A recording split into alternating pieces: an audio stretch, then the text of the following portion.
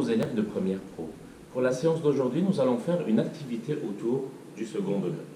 Bien sûr, je ne parle pas du second degré de l'humour ou du second degré de la compréhension, mais le second degré en mathématiques.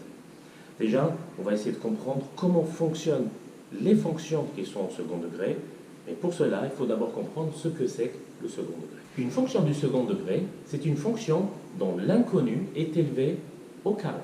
C'est-à-dire, comme ici, f de x égale ax carré plus bx plus c, je vois bien que j'ai un x qui est au premier degré, et j'ai un deuxième x qui est au second degré.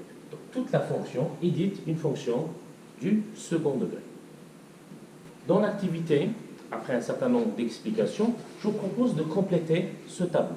Je vais commencer ce tableau avec vous, et après je vous laisserai le compléter en toute autonomie.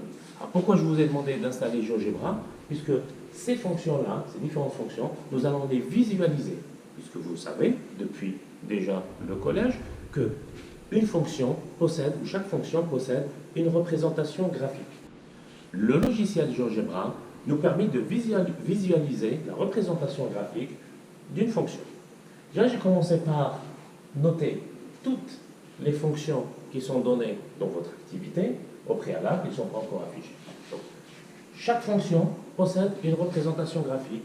La représentation graphique s'effectue sur un repère orthogonal de 2 dimensions, puisque c'est une fonction à une seule variable. Donc on a l'axe des abscisses qui représente les x, l'axe des ordonnées qui représente les y, c'est-à-dire la valeur que je vais obtenir en calculant la fonction. Donc GeoGebra permet d'avoir une visualisation directe de la fonction. Bien sûr, on peut avoir des effets de zoom, je peux modifier la taille de mon graphique en fonction de ce que je lui demande d'afficher. Au préalable, nous allons regarder de plus près ces fonctions-là et nous commençons avec la fonction f. Dans un premier temps, je vais vous demander dans le tableau d'extraire 3 informations à partir de cette fonction. Un certain nombre A, un certain nombre B, un certain nombre C, qui vont conditionner le suite de traitement de cette fonction. Quand je regarde mon modèle, on me dit, la fonction du second degré, elle est de la forme ax carré plus bx plus c. C'est-à-dire, A représente le coefficient qui est attribué au x carré. Le B représente le coefficient qui est attribué au x. Le C qui représente le coefficient qui n'est pas attribué à une inconnue, mais qui reste une constante. Donc, si je fais une comparaison entre le modèle que j'ai ici et la fonction que j'ai donnée, je vais constater que le coefficient du x carré est égal à 4. C'est-à-dire ici, le A, il vaut 4. Avançons un petit peu. Le coefficient x qui correspond à b ici, il est de moins 2. Faites attention, chaque nombre prend le signe qui le précède. Donc ici, on note ax carré plus bx plus c comme une généralité, mais comme ici j'ai moins 2 et je n'ai pas un plus, je note ici comme coefficient b moins 2.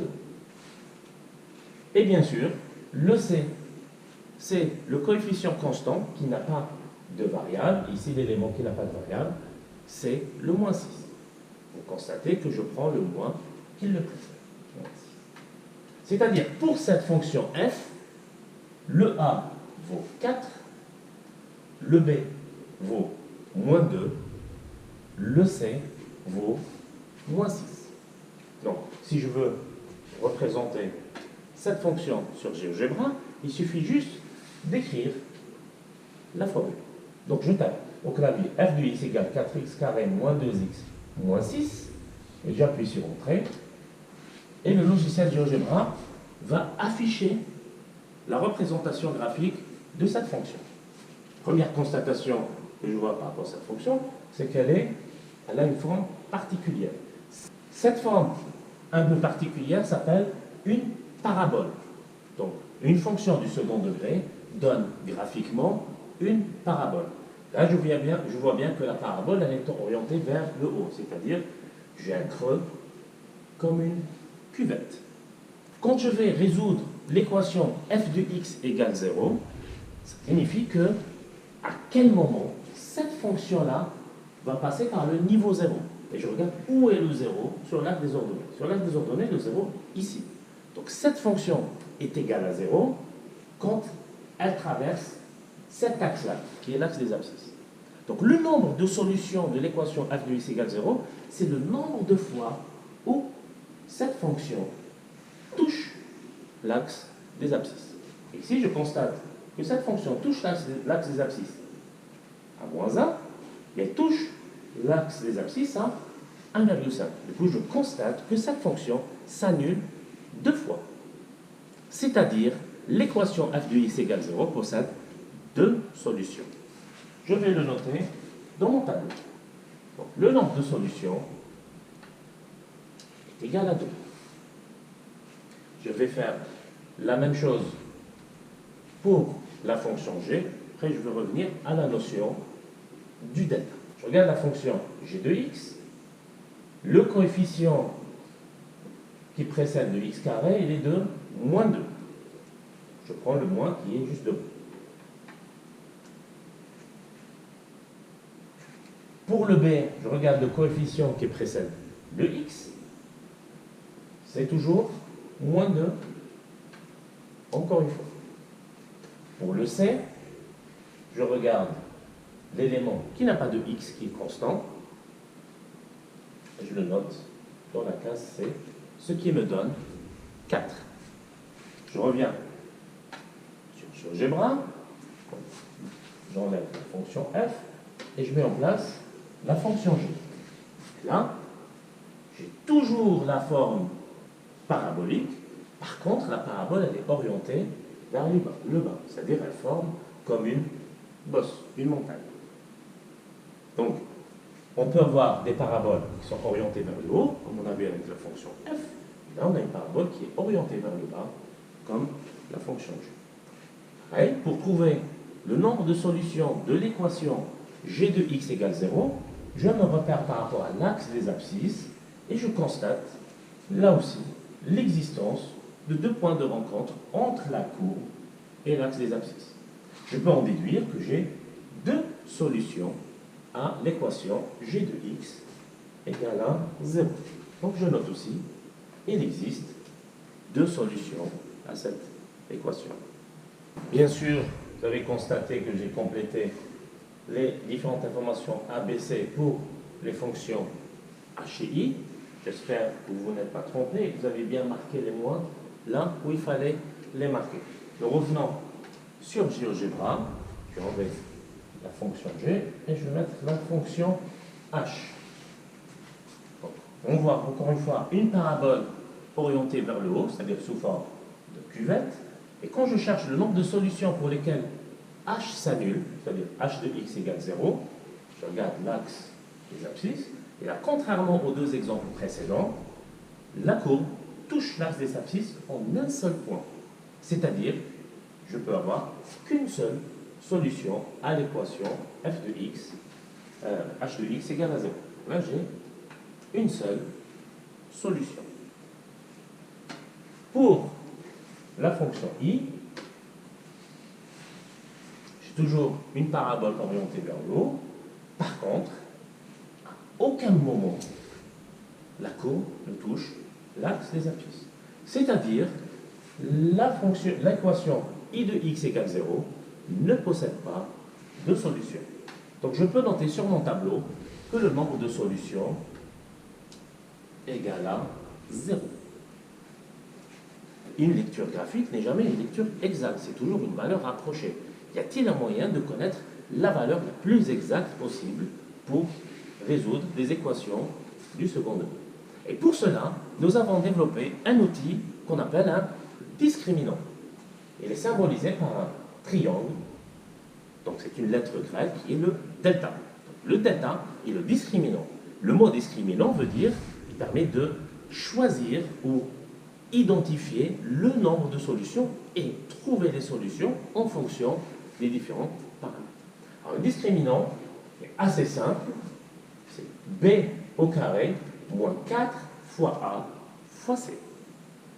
C'est b, le a et c, c'est les mêmes a et c que j'ai ici. D'où l'intérêt d'extraire cette information-là, ce qui va vous permettre de calculer le delta en utilisant ces mêmes informations. On va le faire ensemble pour le premier, dit delta égale à b carré. Ici, le b, il vaut moins 2, on fait moins 2 au carré.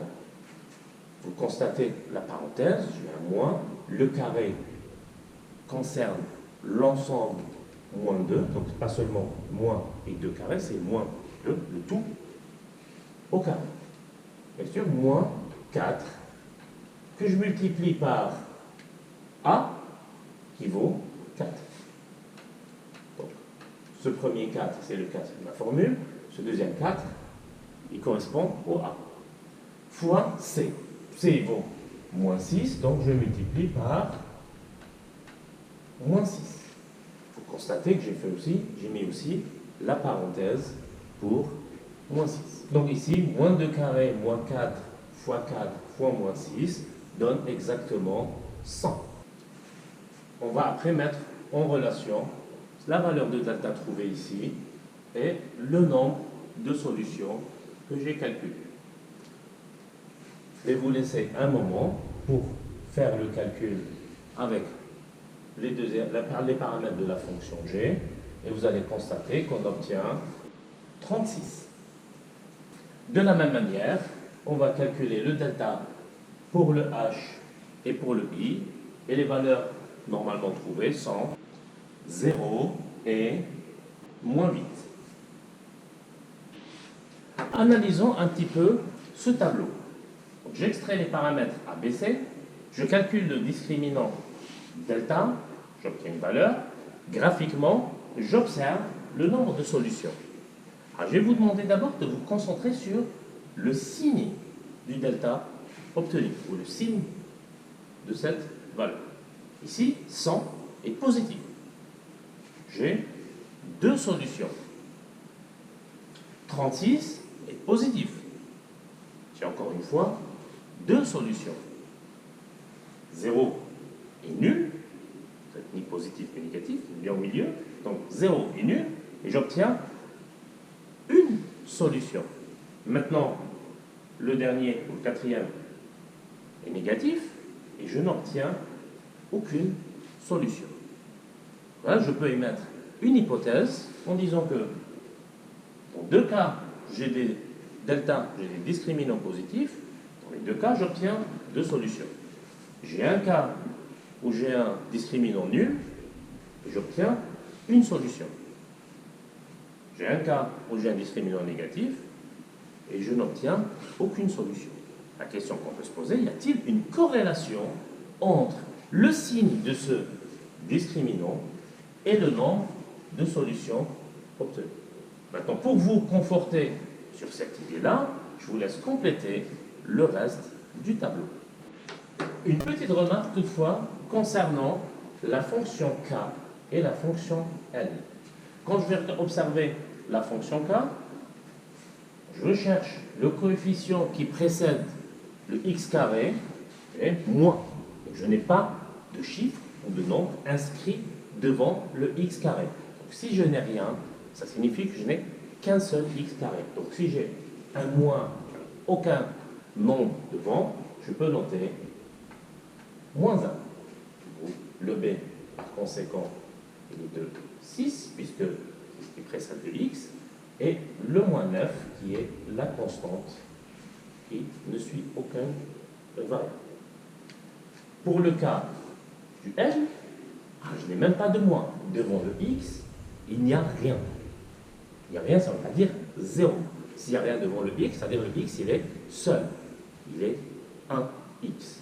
Donc je peux noter comme A, 1, et bien sûr comme B, moins 2, et comme C,